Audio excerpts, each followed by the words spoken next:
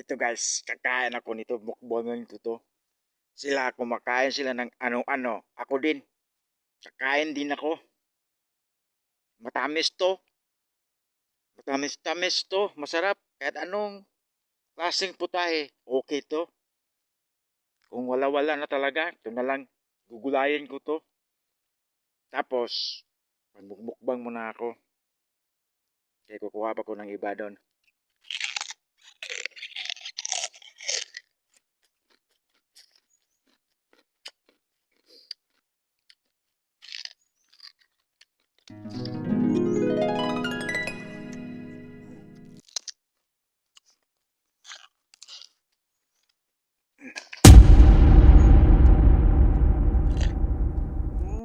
Nyambot nga.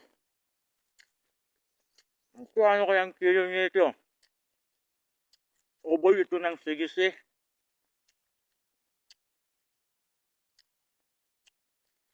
Kaya lang hirap kaya nito kunin.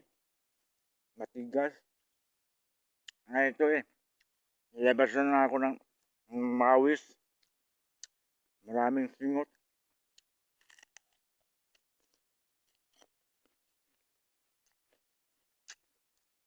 Gusto nyo matuto.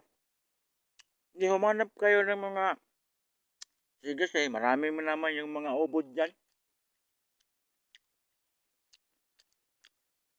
Mag-discovery ka. Alam nyo kasi guys, lahat ng bagay makain kung kakain ka. Maliban lang kung hindi yun makain.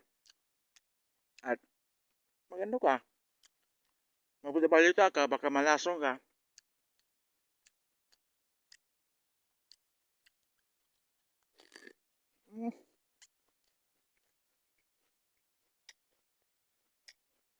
Wala itong sili at saka walang timpla. Diretso na talaga.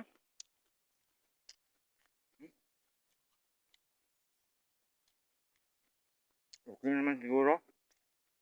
Babay na ako. Pagkatapos natin kumain ng sigisi, butong na naman. Inakyat ko pa doon sa mataas. Tapos, biniyak.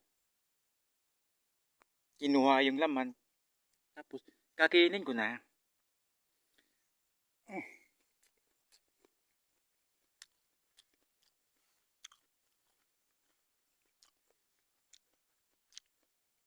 Ganito talaga doon sa probinsya. May maraming mga preskong mga makakain. Walang halong chemical. Original foods. Vegetable. Kaya,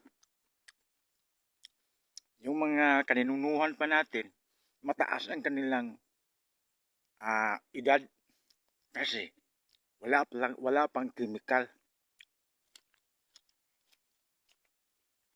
Tulad nito, matagal pa siguro ako mamatay kung hindi malaslasya. Dahil, kumakain ko ng mga wala pang chemical.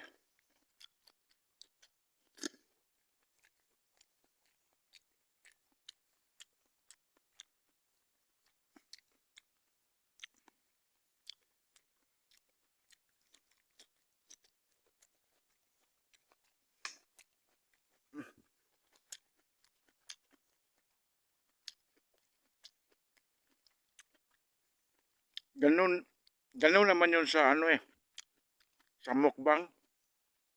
Katakawan lang yun ang putang inang yun. Pero pimita kaya sila. Halika nga. Baka, iwan ko.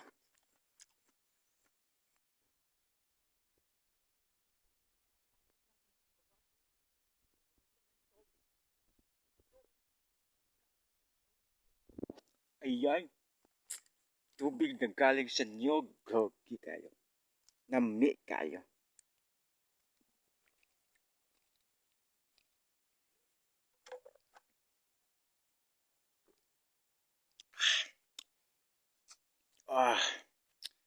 Yan talaga ang kalikasan guys. Totoo talaga yung yaman lupa. Mayaman tayo sa natutubo sa lupa. Marami tayo makukunan. Kaya mananim-nanim tayo kung papaano para naman pakibangan ang ating lupa. Sariling atin. Tapos ito, kakainin ko yan. Tapos kakain, uwi na ako. Sub na si Joby.